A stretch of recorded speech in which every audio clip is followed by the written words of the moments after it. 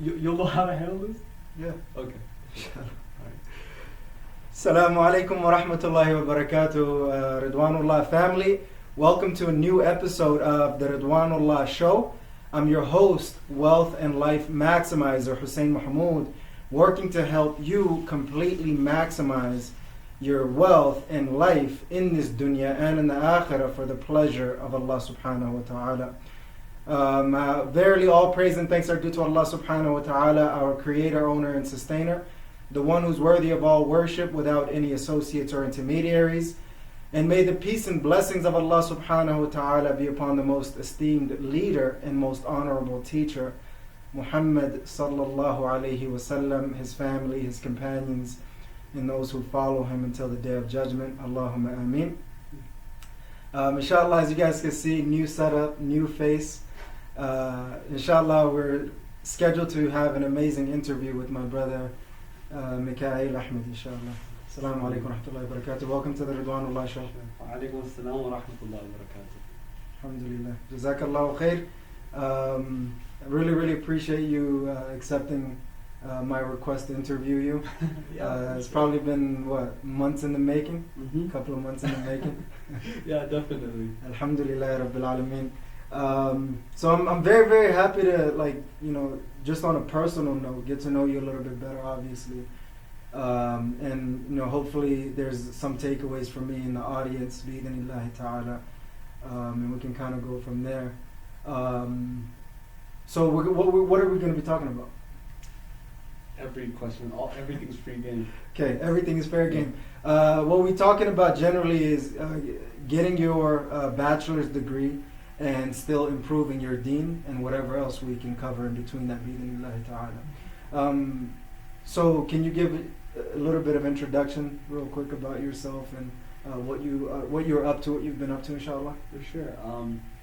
I'm just mainly a student up at the University of Utah, just an aspiring youth in the community, trying to fulfill himself in his deen and his dunya. The best of both worlds, Absolutely. Yeah. MashaAllah, that's great. And I'm actually trying to improve with the interviews myself, so I have a couple of bullet points on my mind to share about you, so our viewers have just a little bit of better idea, and maybe even where we connected. And I'll share just the reason why I chose you. I was thinking about interviewing you, bi'idhnillahi ta'ala. Sure. So Brother Mikhail is, as he mentioned, a University of Utah student studying chemical engineering. Studying chemical engineering. He's a full-time student. He's also, you're memorizing the Quran, I believe, right? Yes. He's heavy into the hifz as of right now. Aspiring youth, as he's mentioned. He's someone that, mashallah, he has this unique talent. He doesn't even notice yet. We're going to get into it. I think he does. He probably... maybe I just noticed that a lot more than he does. We'll get into that as well. Mashallah, where we met was at the University of Utah during the MSA khutbah, right? Yes. Okay, we met there. I was scheduled to give a khutbah there one time, so I came up there and we met. Yeah. The next time I was supposed to come, I was actually scheduled to give a khutbah, but there was some miscommunication. You're giving the khutbah. Yeah. And that's actually when I noticed that talent that I was talking to you about. Okay. MashaAllah. So that was amazing. And the thing that attracted me to you is I noticed that you had that sincerity, mashallah. And we don't want to praise people more than it's due. Right. But we also have to state, the reality as well. So that's actually one of the reasons I was like, mashallah, he's very intellectual, he's sincere. I might as well just interview him. Jazakallah. MashaAllah. Alhamdulillah. So, getting into some of the questions, what are your current goals right now that you're working on? Obviously, being born here, right? My parents, just like anybody else's parents, right, as refugees, they come here to give their children better lives, basically, and better and more opportunities. Yeah. such as better education and safer lifestyle and living and livelihood, and really just having the chance to really flourish and truly, give their kids the lives that they never got to really see or have, Absolutely. So, as for goals, so my dad always made it very apparent once I was like a kid, like he's like, you're gonna go to college, you're gonna graduate, you're gonna do something with your life. Yeah. Like, and not exactly just leave it at that, not just gaining secular, non-religious knowledge like science and math and history and all this stuff, but really take it and flourish and bring all those fruits back into your community. Okay. So there's a purpose behind that. Exactly. Okay. And also, right, just and don't get distracted, and also, working your deen as well.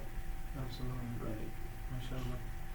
Any other goals that you can think about in different areas of your life, small or big, or anything in between? Okay, so actually, I really got back into memorizing Quran, so that's a huge goal of mine that I want to finish. MashaAllah. I really want to finish Quran, memorize it, and not just finish it and have like a celebration, right? That once a kid finishes Quran, everybody celebrates, mashallah, he did it, he's happy. Yeah. No, but to really preserve it and to keep it with you, just No. keep it in your heart. You don't just read it and that's it. You just, I finished Duxi, I graduated. Yeah. You come back to it, Absolutely. So yeah, that's a huge goal. MashaAllah. Just, trying to achieve a livelihood and a career after I graduate college, inshallah. MashaAllah. Yeah. That's pretty amazing, mashallah. Those are pretty well-rounded goals. Jazakallah. MashaAllah. And I realized that you mentioned your parents. So do you think the going to college is mainly to fulfill your father's motivation for you to go to college, or is that something that you're still struggling with? Do you want to be at the university? No, of course, because it was just for example, there are people who don't always go to college, and Yeah. that's fine. People know what to do with their lives. Right. But there's a sense of apathy that people gain from sometimes not continuing in education. Mm-hmm. Apathy means? Like laziness. Oh, okay. Right? Like they just get lazy, they don't really do much. Right. Like when I graduated high school, there were a lot of kids who I knew they were going to go to University of Utah or Westminster. They were going to go to colleges, which is great. They wanted to go achieve a degree and get a career and really specialize into the fields they wanted to go into. Yeah. As well as other kids who they said, I'm going to work, take time, and think what I'm going to do, which is also fine. But then obviously, right, in school you have every type of kid. Yeah. From the ones who really want to do something to the ones who just don't care. Right. And right, you see then kids whoever else in between. Exactly. Yeah. And there's kids who just sometimes they don't take the chances and opportunities in their life seriously, and they don't go off and do something with it. Yeah. So that's what I mean. But really, but do something, Right. And people have excelled, and you don't necessarily always need college for that. Everybody has their own path. Right. Which is cool.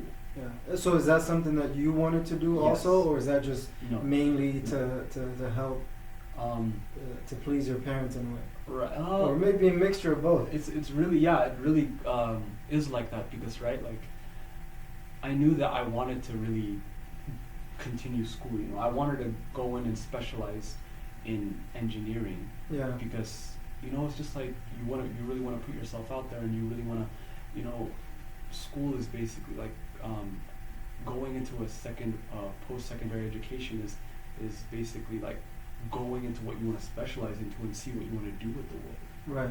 And you don't always need that, but I'm saying there's other ways you can get there. But for me, that's what it was, and for me, that's what my dad taught me, and that's what I viewed as and saw. And my aspirations go in that direction as well. Yeah.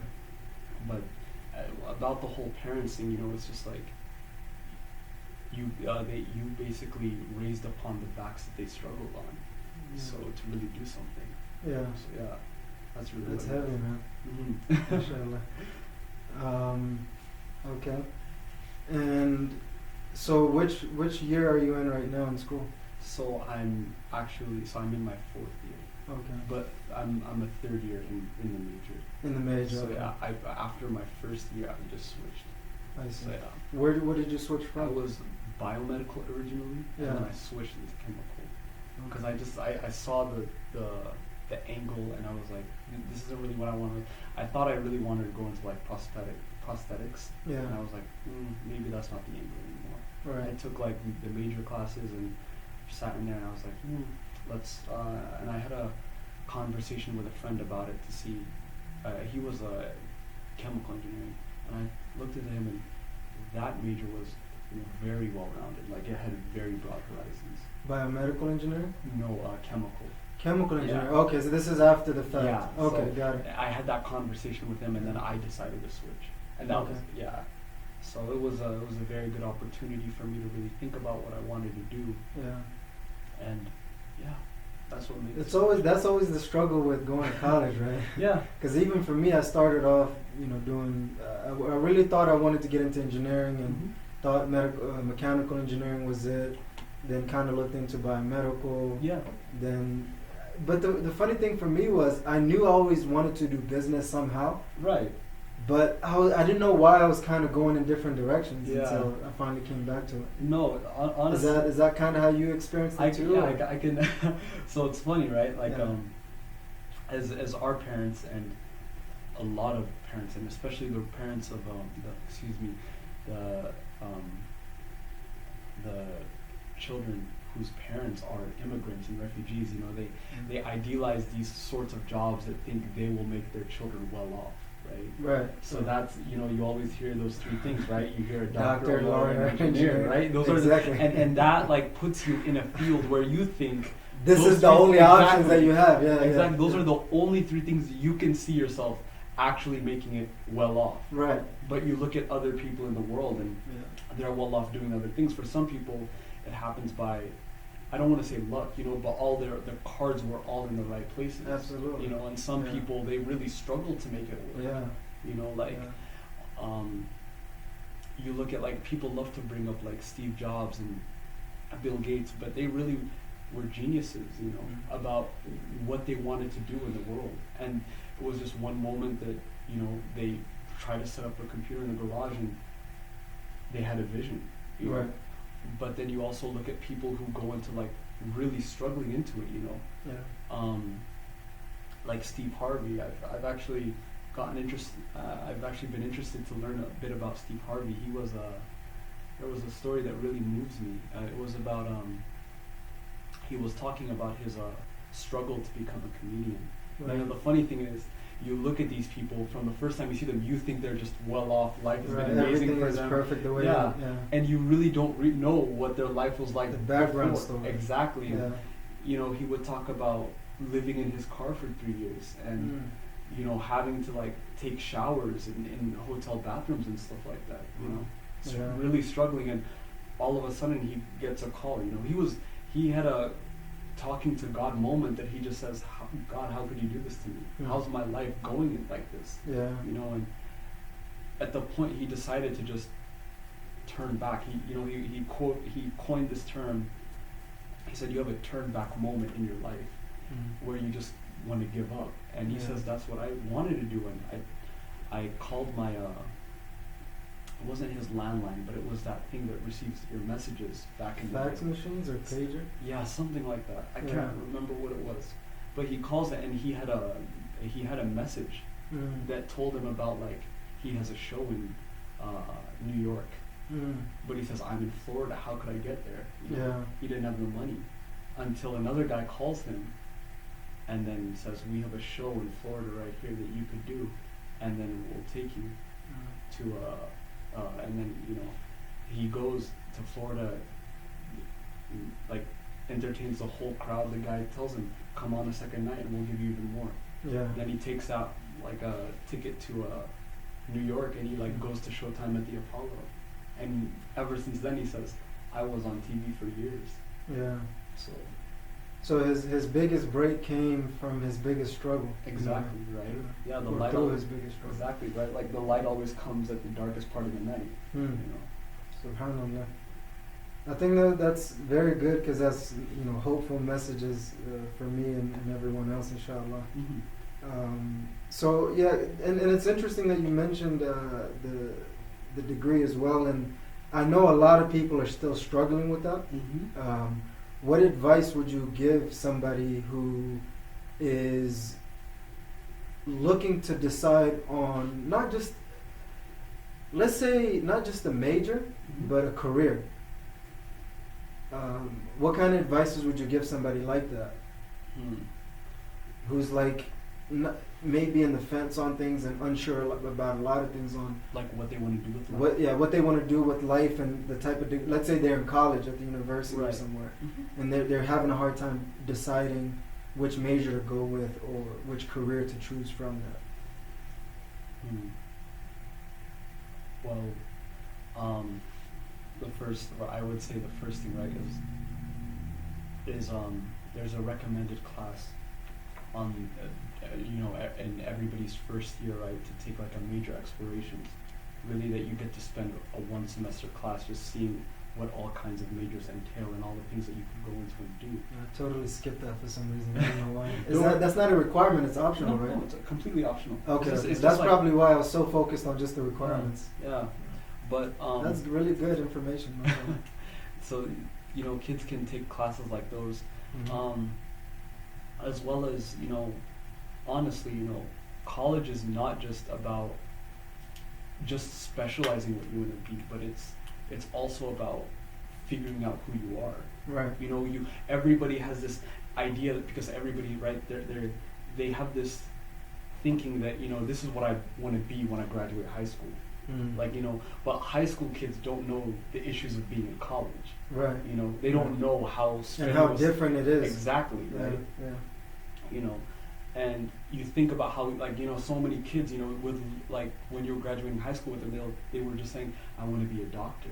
Yeah. And you look like you run into people after your first year, you run into those same kids you saw in high school. He says, what are you doing now? I'm doing business, I'm doing finance, I'm doing like design and architecture. They completely jumped boat. Yeah. And it's not really like that's not a shameful thing or it's a bad thing, but it's really like I took that, I went that path, and I knew it wasn't for me. Right.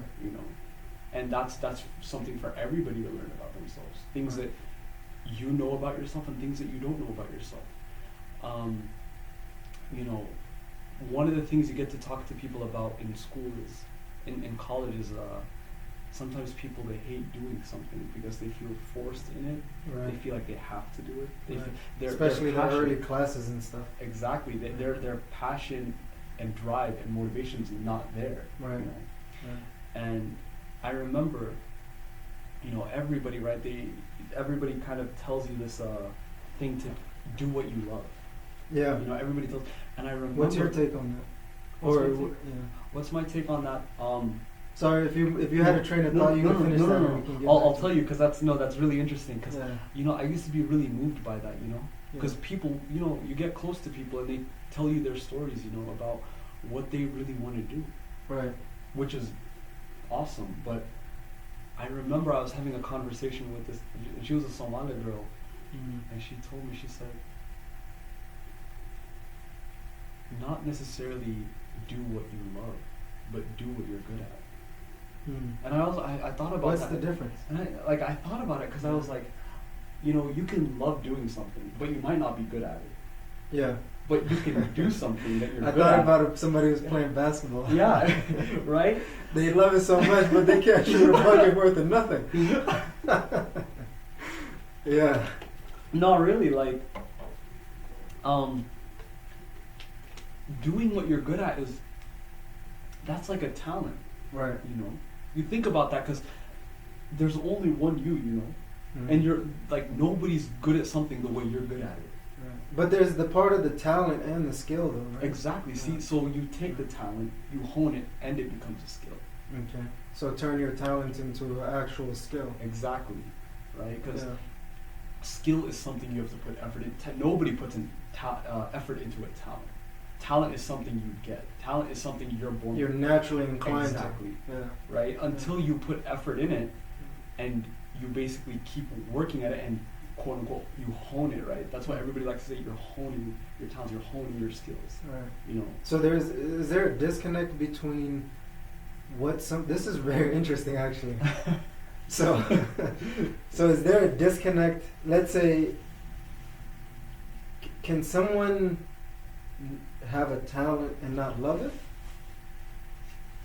That's interesting.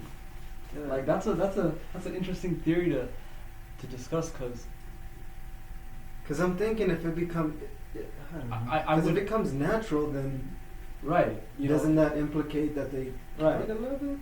It could, but it's more like people sometimes don't notice what they have. Yeah. But they notice what other people have. Yeah. And that's point what being what I'm noticing in this equation, if that's even a possibility. Yeah. So people can see that type of thing, right? They're like, I see, why don't I have what that person has? Right. And they rather put focus on what that person has more than themselves. They're blinded by someone else's gift to notice their own. Exactly. I remember there was a picture I saw one time, and it was really interesting. It was a picture of like a swimming competition. Yeah. And it said, I'm sure a lot of people have seen this, but it said, winners focus on winning, losers focus on winners. Right. You know. That's crazy. Yeah.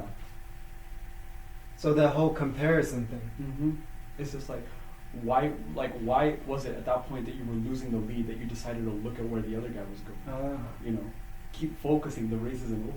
So that millisecond or whatever that you've lost actually put you in. Okay. Exactly. So explore.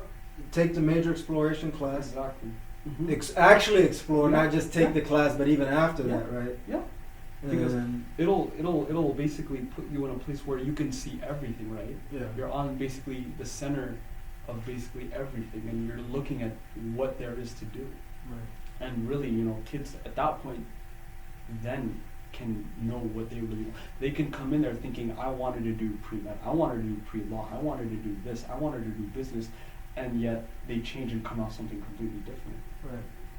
You go to college, you meet so many people who've changed their majors. Yeah. I knew a guy. I mean, at least 5 times for me. Definitely. Oh, I met a girl yesterday who switched up like 3-4 times. Yeah. I was talking to one of the student success advocates. These are like counselors who meet up with students to help them, navigate, school. And she brought up, she says, I've known people who are in their 7th and 8th. Year? 7th and 8th majors. So what, is it before getting accepted into the major? What do you mean? Or like, let's say you have to apply to get accepted into the major. Right. So are they changing their minds after being accepted to the major? Yeah, even that happens. Okay. Even I've never heard of anybody that did that, but I've heard about it. Oh, okay. Yeah, I've heard For about sure. it. But like for me, it was just actually applying for a major. Mm-hmm. So I was just kind of exploring, and then once I applied for a major, it's just straight line for sure me for the most part. Alhamdulillah. Yeah. Yeah, I think that's a really great advice for somebody who's like really considering their major. Mm-hmm. Were you born here? I was. In Utah. Do people Salt Lake City, Utah. I know, boring, but not really. I mean, it depends on who you ask. No, because I met so many Somalis from Minnesota and California and Seattle, and I'm like, man, y'all mashallah living some cool They places. think it's all Mormons that live here. Exactly. Zero. Exactly. They're like, Utah? Like, like you hear the way people say it, they're like, Utah? Like, makes you like turn your head a bit when you say it.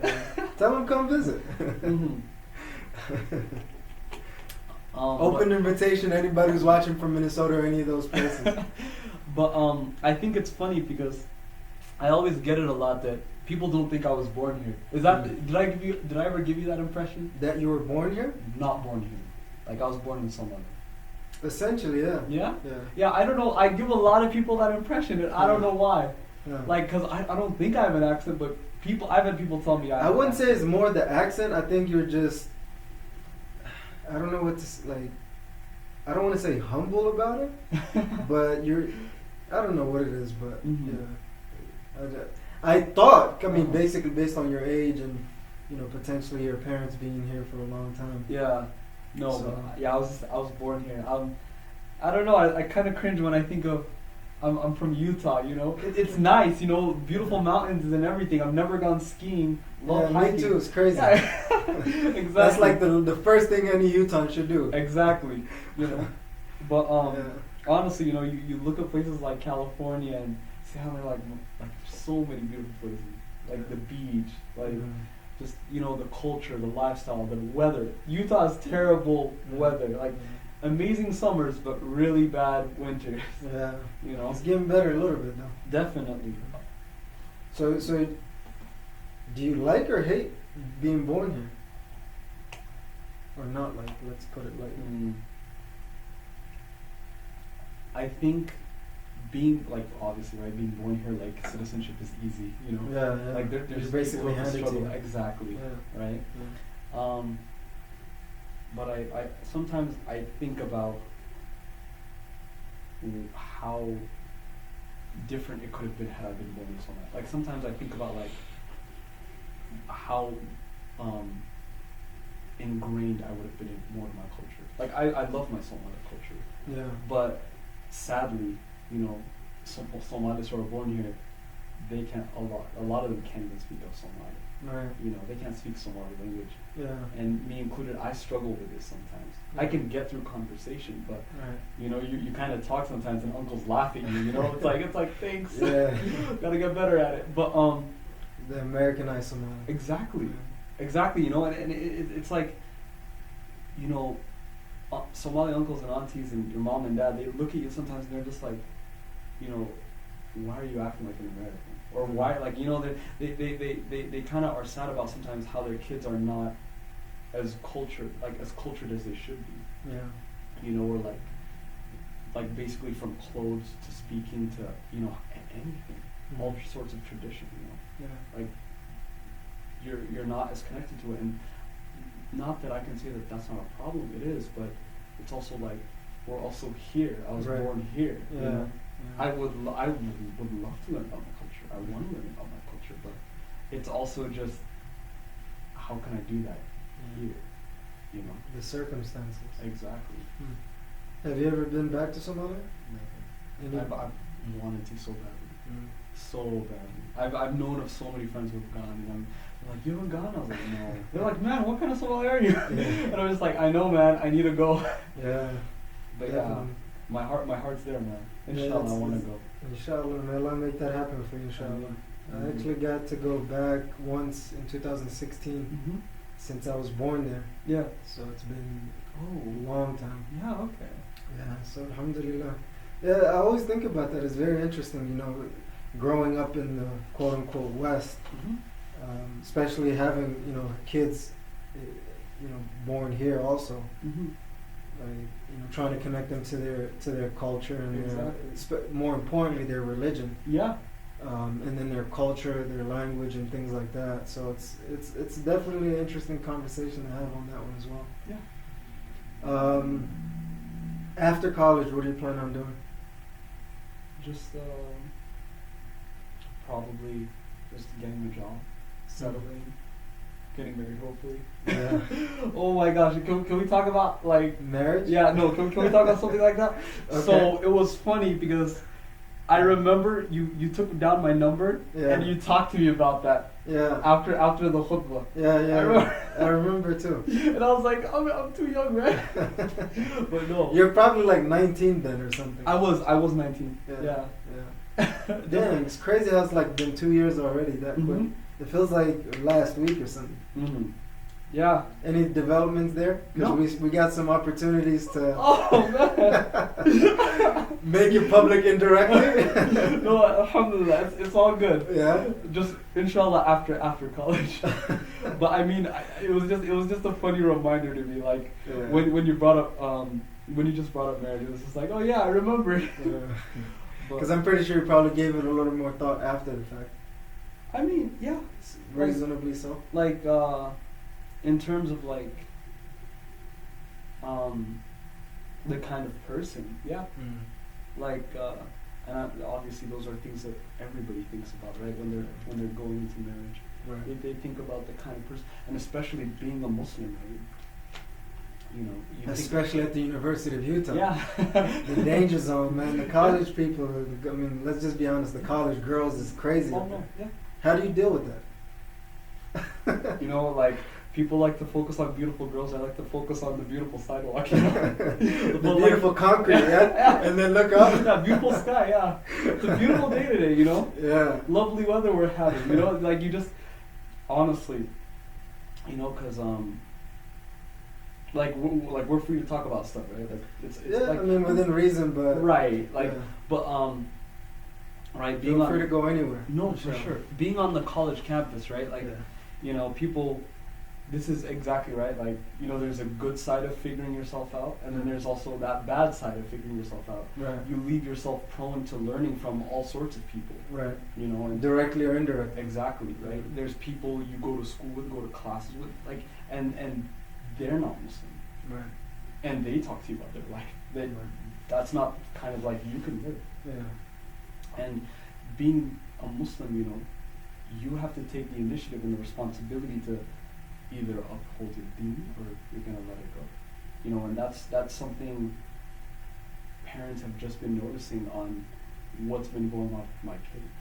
Mhm. You know, you look at guys who wear appropriate clothing to who don't, guys who have appropriate like hairstyles to who don't, guys who are living appropriate lives to who don't, as well as girls who, you know, vice versa, same for girls. Yeah. You know, and especially right, like just talking about like marriage, you know,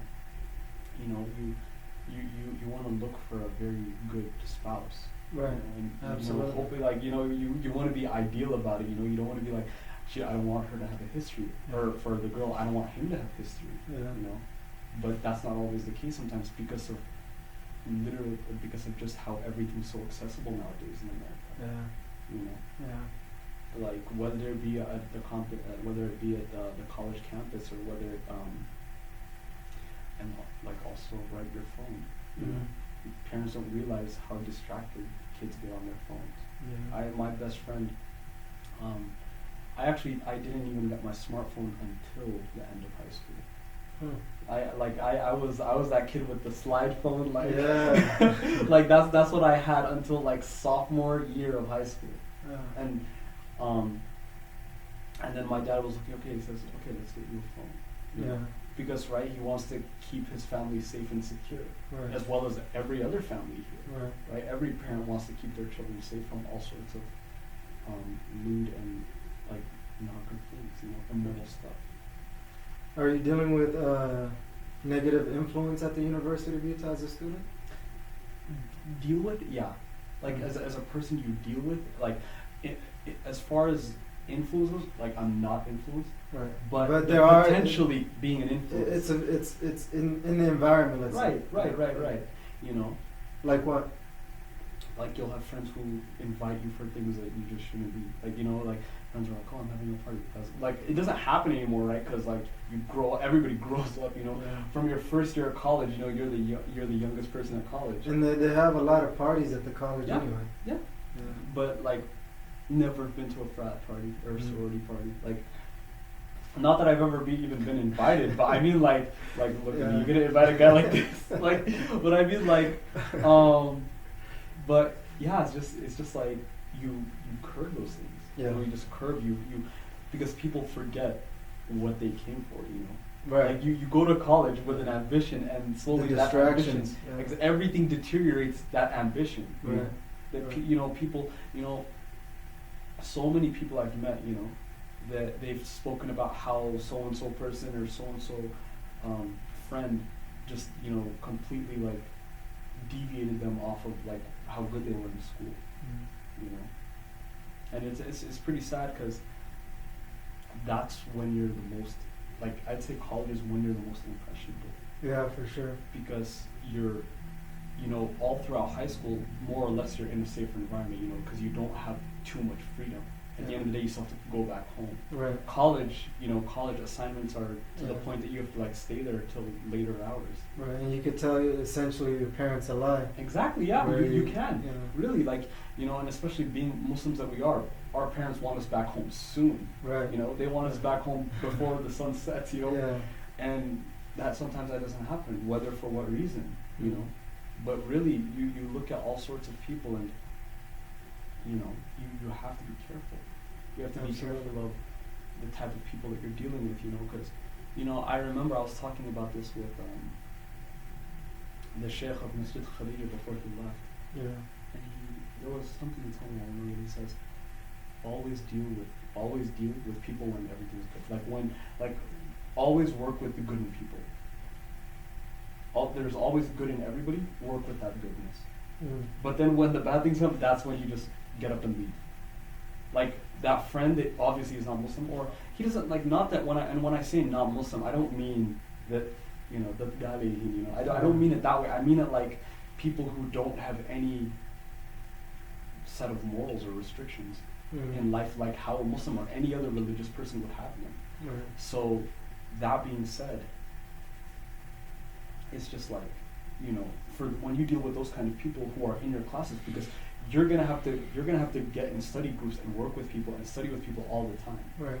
And when you do that, work with the good in people. Like, get your homework done, get their homework done. Yeah. Make sure you all work together. But then when things like that come that are not necessary, Yeah. that's when you get up and leave. Absolutely. So, in the light of you mentioning that there's a lot of distractions and you have to stay focused and you have to remember the ambition that you had initially Yeah. and not get derailed. Mhm. How do you do that? How do you stay focused and how do you not get derailed in the midst of all that chaos? For me, that's a good question. Yeah. that's a really it's a question that makes you ponder. I would say the root of it all goes back to the root of it all, That's a great answer. MashaAllah. because at the end of the day, it's how much do you revere your beliefs, your convictions? How much do you truly believe that Allah's watching you right now? Mm. Or so many people at campus don't pray. The Muslims. Yeah, so many Muslims on campus don't pray. Mm. That's the easiest thing to get rid of. Yeah. You don't pray, or you don't do this, or you don't do that. People who Muslims who really abandon Islam, Subhanallah. and that's the issue that every Muslim, right? Every caring Muslim tries to avoid, or every Muslim parent tries to avoid for their kids. They don't want them to have to go through something like that. Yeah. And it's how much do you have reverence for it? How much do you sanctify? How sacred is it? Because anybody can just say that it's just deen.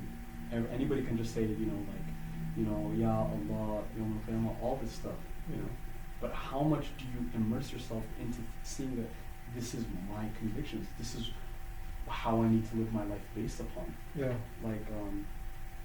We were having a very interesting, I want to say, seminar. It was a discussion. So yeah, a seminar at the university, and there was a sheikh who came. This was, I believe, for a sociology class, and there was a time slot, and I was free and I could go.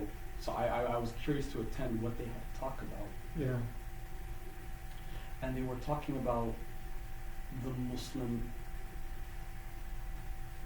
American experience, or excuse me, the American Muslim experience. Sometimes when people say Muslim American, they make it sound like being a Muslim's a race, you know what I mean? I mean American, being an American Muslim. Right. So, and that was the discussion that was going on in class. And what bothered me about it is that actually the whole class was set up. So they brought this imam to basically, right, he was the representative of the religion in the class. Yeah. And, he was discussing everything. They kind of told him to come as a means of explaining your religion and having a seminar and talk about it. He would be leading it.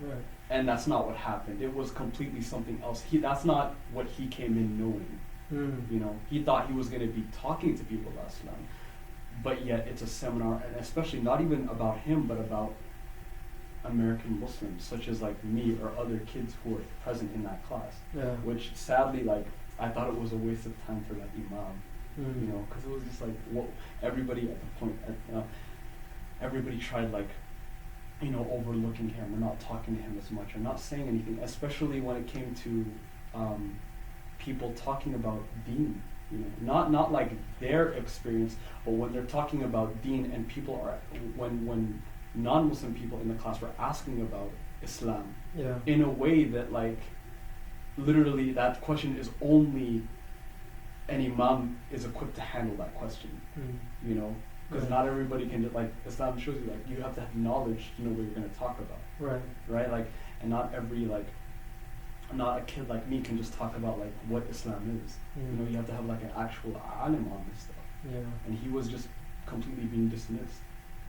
By the audience? By the people, by the students in that seminar. It was just like, because the teachers directed it more towards the students, telling us, what is your experience like here, being a Muslim in America?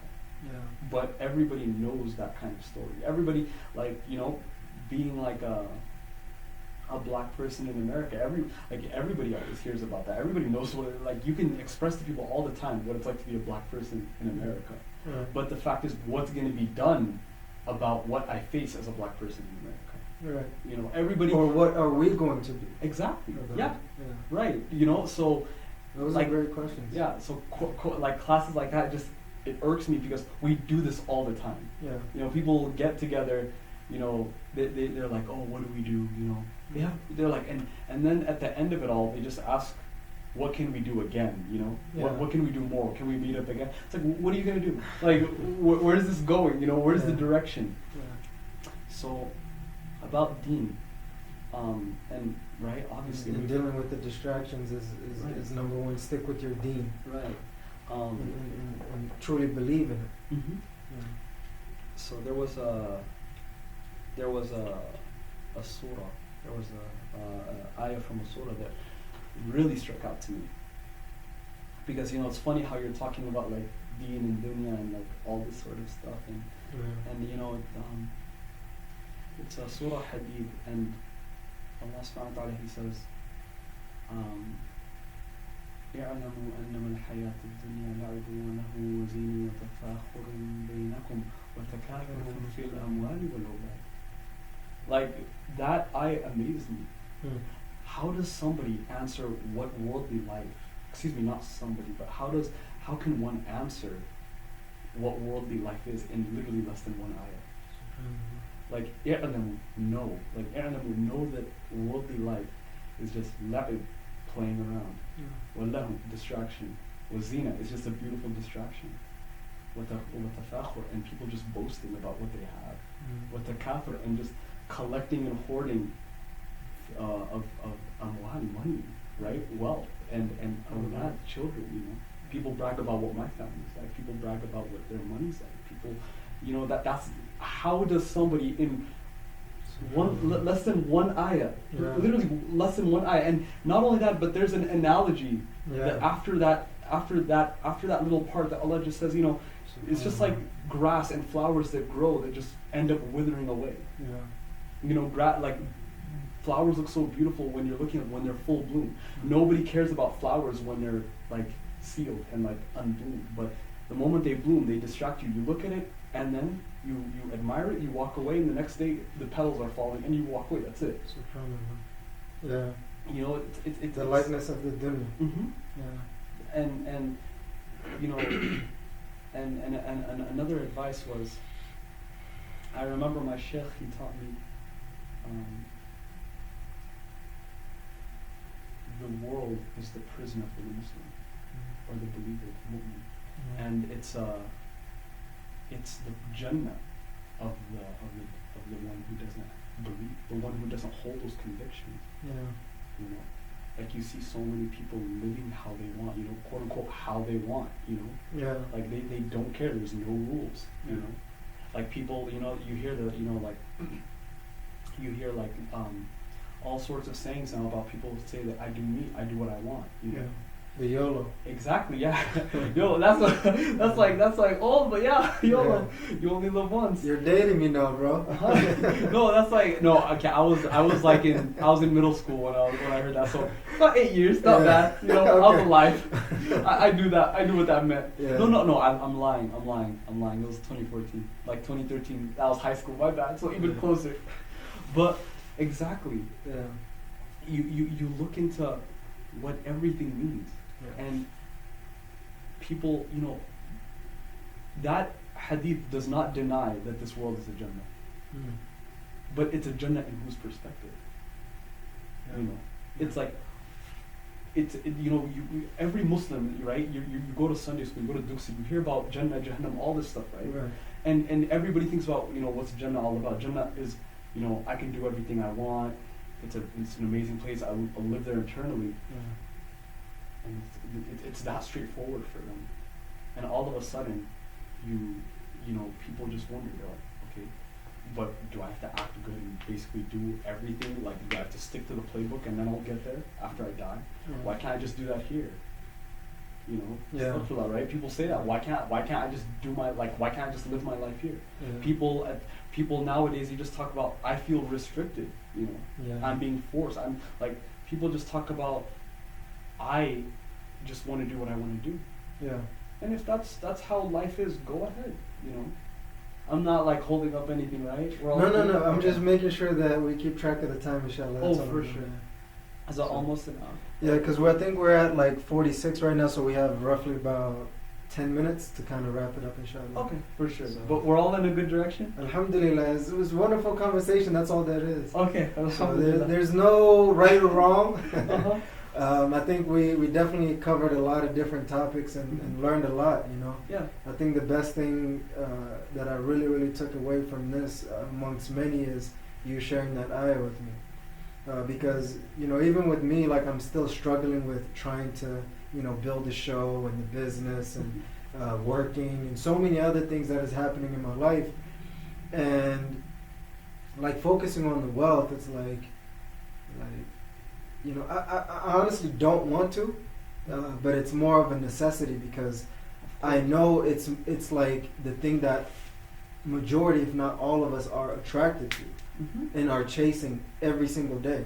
So to have that ayah put it all in perspective of what this dunya is, and the flower analogy that you've used, I was like really soaking that in, So that was just an amazing thing that I was just kind of taking in. So there's no rush or no wrong. For sure. Alhamdulillah. I hope it's going well for you. That's the most important thing. Perfect. Are you enjoying it? Yeah, alhamdulillah. Great experience. Alhamdulillah. Okay. That's all that really matters, honestly. Mm-hmm. And hopefully, inshallah, since you're enjoying it, in the future, hopefully, when definitely in the future we can have you back on, inshallah. Inshallah. There was something I wanted to add to what you said. Yeah. So I was sitting in a masjid. And this sheikh, he brought up people's livelihoods, their work, their careers, the money they make, and how they struggle. Yeah. And you look into, there's people out here, right? Like, back to what we were talking about, right? Like, us kids growing up hearing about being a lawyer, doctor, and engineer. Yeah.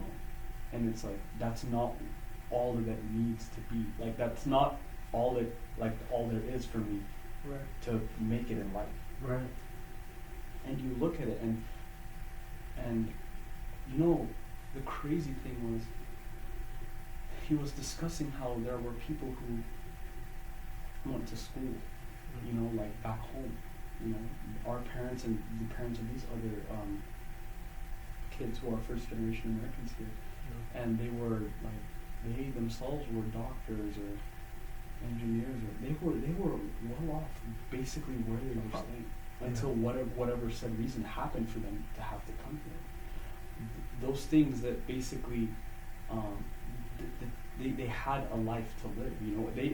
They made something out of themselves, and Qadrullah, like by the will of Allah, something happened that caused them that they can't live that way anymore. Yeah. So people who are, this Sheikh, he brought up, how there were people who would be doctors, now they're cab drivers. Right. There's people here, they were back there lawyers, now they're restaurant, they serve at restaurants. Yeah.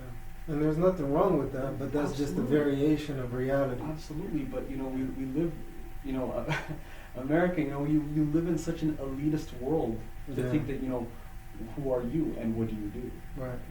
And it's not about what I do that makes me who I am. Exactly. It's just one of the parts, Yeah. and the sum is greater than all its parts. But for the Muslim, he was saying, whatever rizq Allah gave you, be happy with it. Yeah.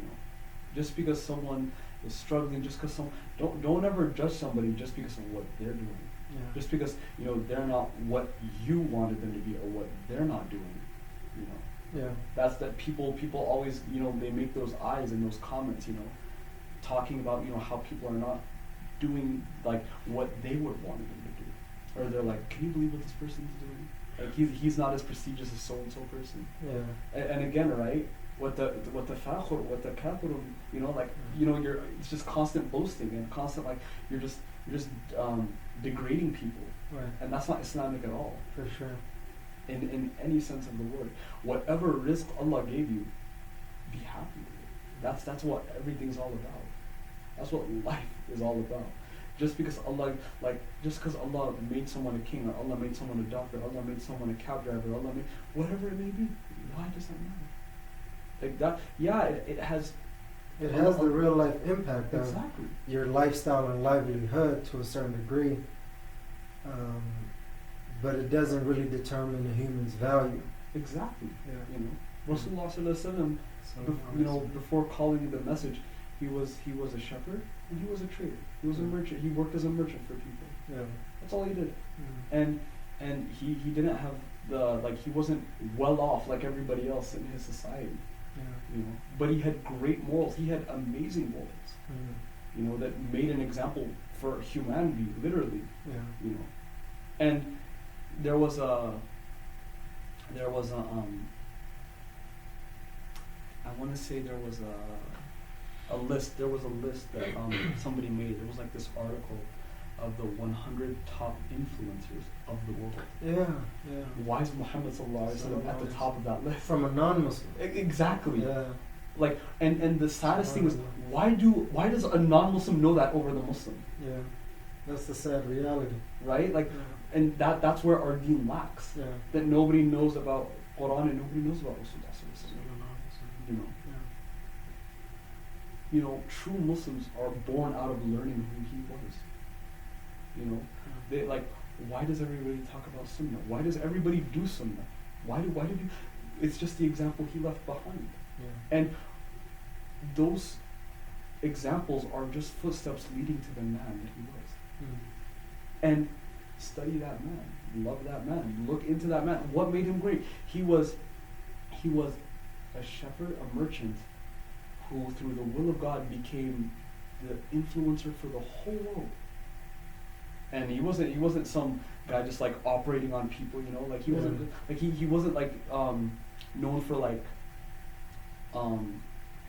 his profits and his wealth, and he didn't have that kind of status in society. Yeah. But through what he had, God gave him everything. Absolutely.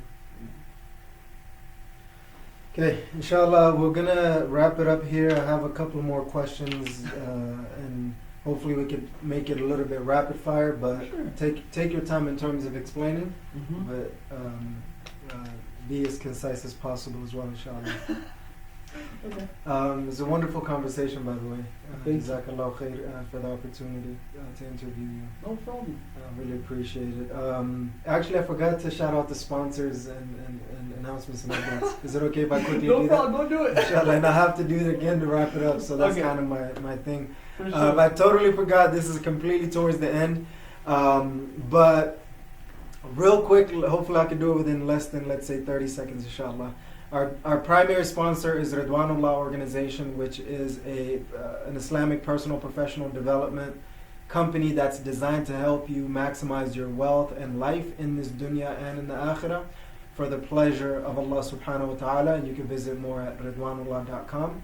A lot of things are coming up, but inshallah I'll try to update you guys a little bit more on the next few episodes, bi'idhnillahi ta'ala. So just keep that in mind. If you want to sponsor this show, send your request, budget, and details to Ridwanullah organization at gmail.com, bi'idhnillahi ta'ala.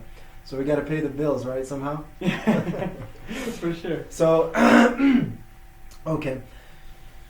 I wish we had more time for this, but inshallah, we'll try to do it within reason. Okay. What's looking at your, fairly young life, what's the best time of your life? What's been the best time of your life? That I've lived? That you've lived, yeah.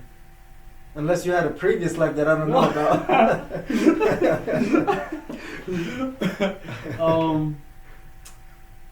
Life that I've lived. Okay. Honestly, I wouldn't know how to answer that question, but I could tell like you a good time, yeah, like a good moment. I could tell you if it's a specific moment.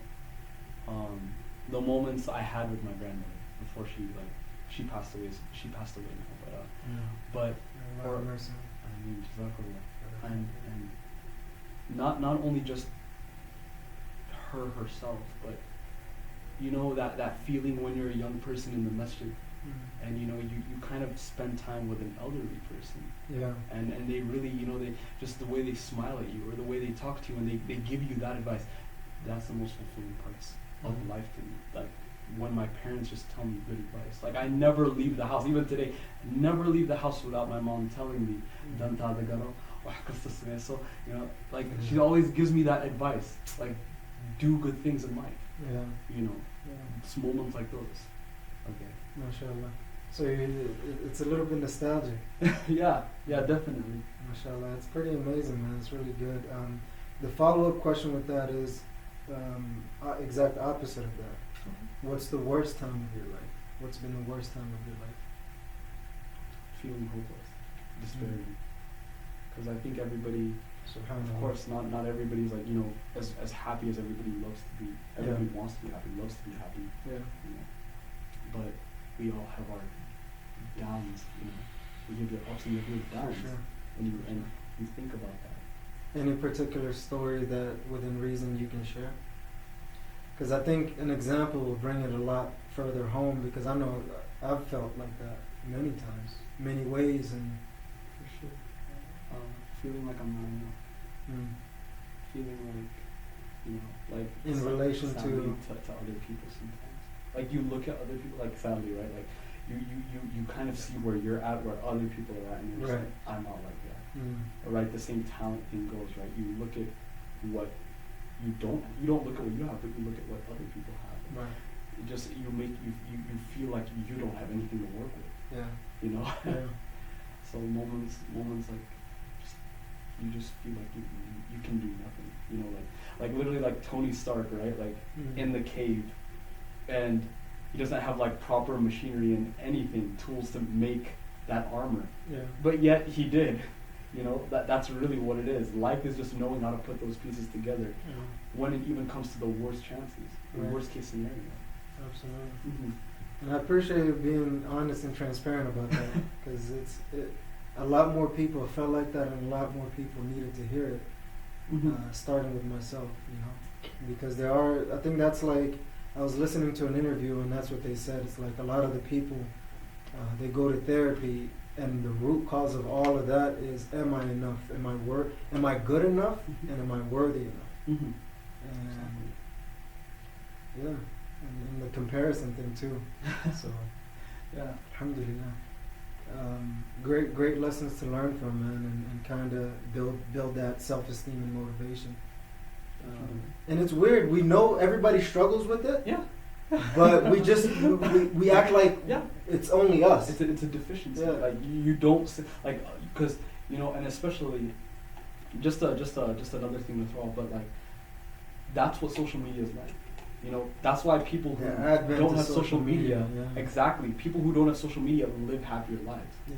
Because you know what goes on with yourself. Right. Then you go on social media for hours and you watch like people's stories or whatever they post on, and they have the happiest moments. Right, and constantly comparing yourself exactly. to someone's highlight reel. Yeah. When in reality they could be more miserable than you. Exactly. Yeah. Exactly. Yeah. It's crazy because we all know this, but we're so stuck in the Yeah. in the spectrum of the whole aspect of it that that's why I really appreciate. I'm happy that we did the interview because it's like it brings it back home, right? Because you could hear it many times in a video, but when we're face to face and we're actually having this discussion, it's unlike that. Exactly. Alhamdulillah. Last few questions, I should say. Those were like the last questions. Okay. Let's say this is pretty much your last day on earth, and Allah Subhanahu wa Taala is within reason. Actually, I take bits and pieces from different shows, so I like to use it. It's been great for me. Let's say this is your last day, and you only have 3 advices to give, 3 nasiha to your loved ones and in the whole world at large, to live by in a way that will help them in their life. In different aspects of their deen, their dunya, and all aspects in this dunya as well as the akhirah. What would be your top 3 advice to give? 3 advices. Wow, how have people not spent so much time on this question? I feel like this is a question people would really think about. You know. But as whatever comes in the heart, it's really heavy, but let it flow, inshallah. And it doesn't have to be in a specific order too, if that kind of holds you up. Okay.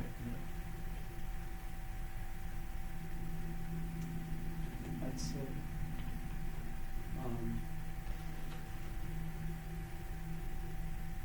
never. So this is what I want to say. Never lose hope in God. Ever. A little louder. Never. Oh, sorry. Yeah. Sorry. I can hear you. Yeah. Of course. We have a ghetto setup right now. So. No problem. Yeah. Never, ever, under any means, ever lose hope in God. Allahu Akbar. Ever. No matter what kind of person you are, no matter what kind of lifestyle, doesn't matter. Yeah. Ever, you don't ever lose your hope in God. Allahu Akbar. You know, I would say. That's the first one. Yeah. Okay. That's like Second one? the most serious thing. Okay. And it's good that you're actually taking your time to think it through, so don't feel pressure. Okay. Sure. I would say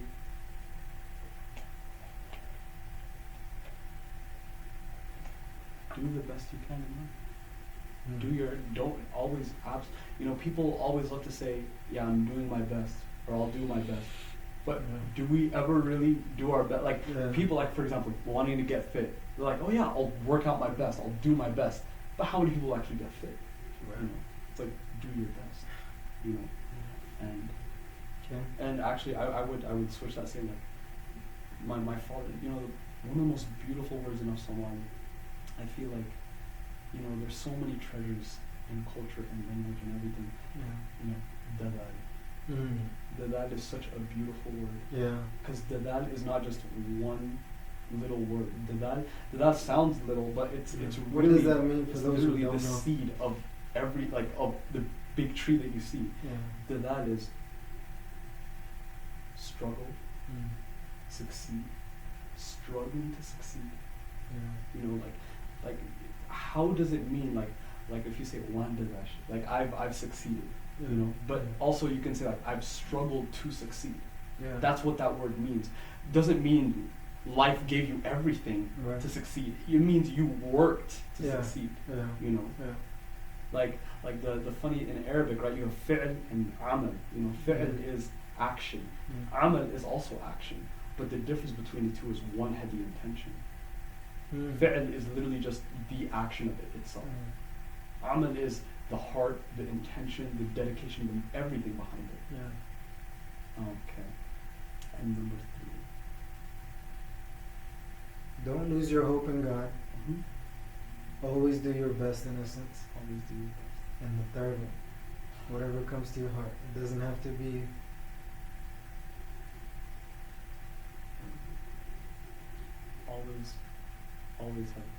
Always work with people in the best way. Never lose your cool. Never get angry. Like under any means whatsoever. You know, Rasulullah sallallahu alaihi wasallam, he was talking to the Sahaba, and he said to them, you know, who's the wrestler? Who's the true wrestler? And they said the one who's the good wrestler. And they said the one who can never lose in that competition of wrestling. And he said, no, it's the one who knows how to wrestle his anger. He never loses his cool. You know, like people who refine themselves, having the best of manners. That's the thing that makes Islam so beautiful. Islam is not just about praying 5 times a day or fasting during Ramadan. Or it's not any of those actions. It is that in its pillars, but it's the character it makes you. That's why people, you know, beautiful stories we've heard out of Islam, that's why it's so beautiful. You hear the beautiful character people came with and had. So refine yourself and never get angry. Always have amazing manners. MashaAllah. This is great advice. I'll definitely keep it with myself, inshallah. Thank you. Keep that in mind for me and hopefully the viewers as well, inshallah. And the last question. The show is called the Ridwanullah Show. Okay. And Ridwanullah in essence means the pleasure of Allah subhanahu wa ta'ala. Right. And that's what, in essence, what we're trying to, you know, work towards and help other people work towards for the most part, in, you know, in terms of their wealth, their life in this dunya and in the akhirah. And the question is, what does Ridwanullah mean to you personally? I was actually going to say that before you defined it. I was like, oh man. But I mean, I'm sure you wanted to hear, like, you know, like. Not the general stuff. Right. I wanted to hear, and if that's what it is, then that's what it is. Of course, you know? no. It's not just that cut and dry. But Ridwanullah, you know, right? It means pleasure of Allah, right? Sustaining the pleasure, and you being the human, you live to sustain that pleasure. You live to work, and you live to make Allah happy. You want Allah to be happy with you. Life is meaningless if that is not accomplished. So it is so vital. You know, Ridwanullah is like you, whether in name, it has to be in your heart. You cannot just say, I'm Muslim. You have to have it in your heart that you're Muslim. You can't just say Ridwanullah. You have to want to achieve Ridwanullah. That's for everybody. And you know, that's what everybody tries, or you should try to achieve. There's no Muslim that can be called a Muslim without trying to achieve that. And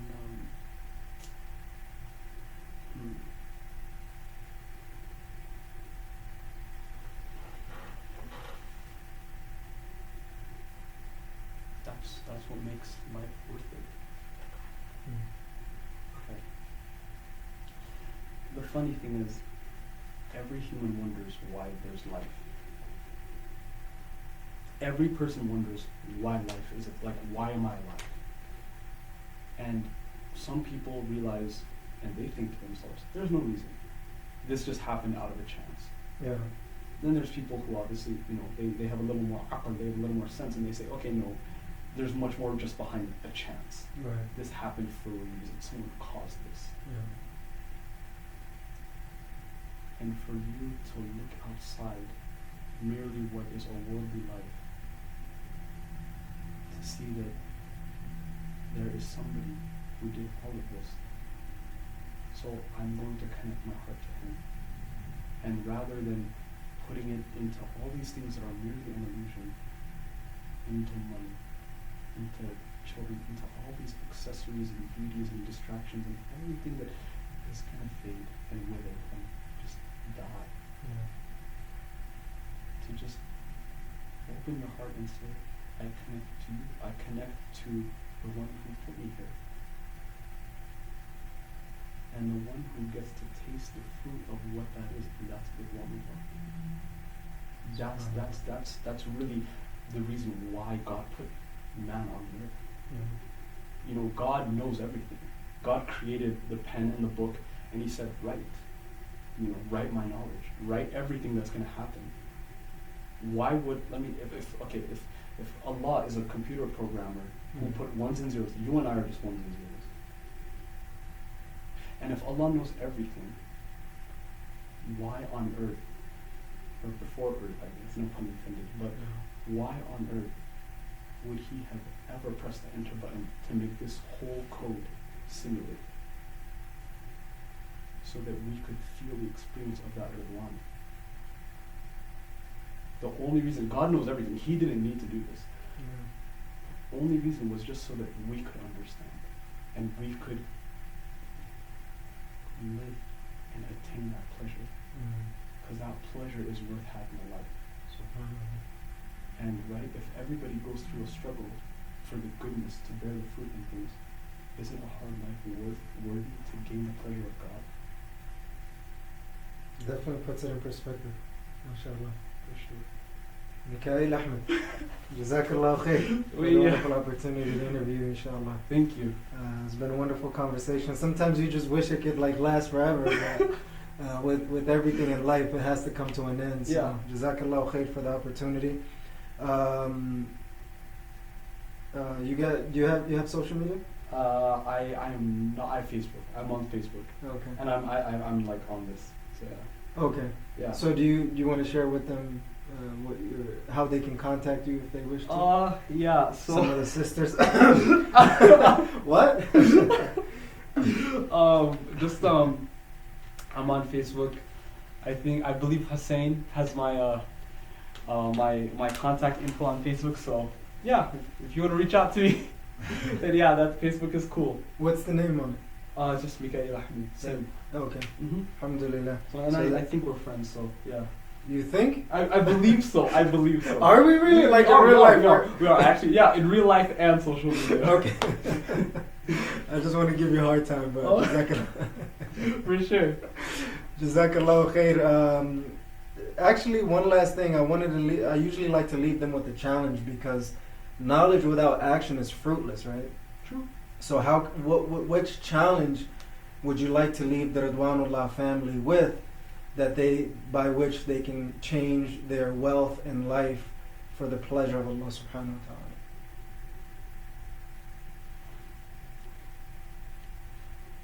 Make a plan. Make a plan. People love to make goals. Yeah. Nobody loves to make the plan. Okay. You know, and let alone nobody even sticks to the plan. Yeah. But if you have a dream, you know, people love to say your dream is always going to be a dream if you don't do anything. Yeah. Make the plan to achieve that dream and rely on God. Okay. You know? That's what it is. Just make a plan. Make the plan and succeed. Inshallah. So that's your challenge. Bi-idhnillahi ta'ala. Make the plan because we all have goals. We lack plans. So make that plan, bi-idhnillahi ta'ala. And that's all we got for you guys today in the Ridwanullah show. Hopefully you guys can see the setup is a little different. Hopefully we can continue to improve on that. Bi-idhnillahi ta'ala. Just a quickly reminder again on the sponsors, announcements, and updates.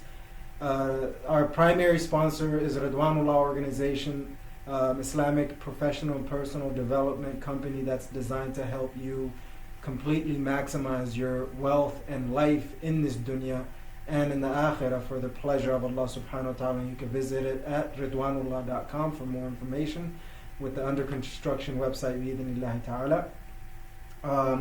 If you would like to sponsor this show, send your request, budget, and details to ridwanullahorganization@gmail.com. We'll be more than happy to work with you as long as you are within the boundaries, rules, and regulations of Allah subhanahu wa ta'ala. As I said, a couple of travels coming up, a couple of speaking engagements brewing in the background. As soon as I get more details, I'll let you guys know, bi-idhnillahi ta'ala. And look forward to more amazing things from the Ridwanullah Organization and the show as well. And that's all I have for you guys today. Amazing interview. I've enjoyed it. I hope that you did as well. Bi-idhnillahi ta'ala. And yeah, that's it. Jazakumullahu khair, Ridwanullah family. Oh, real quick, subscribe, like, comment, and share with your family and friends. Specifically those who are in college age that are struggling and striving. I'm pretty sure a lot of the things that we've covered, they'll be able to take away from that. Because if I'm that far gone from college and I'm still benefiting from that, then I'm pretty sure that they can benefit from it as well. So share this with them.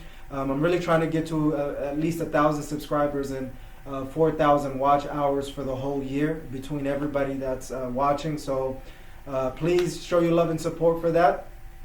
And that's it. Jazakumullahu khair, Ridwanullah family, for tuning into another episode of the Ridwanullah Show. I'm your host, Wealth and Life Maximizer, Hussein Mohamud, checking out by saying, never ever give up on completely maximizing your wealth and life in this dunya and in the akhirah for the pleasure of Allah subhanahu wa ta'ala.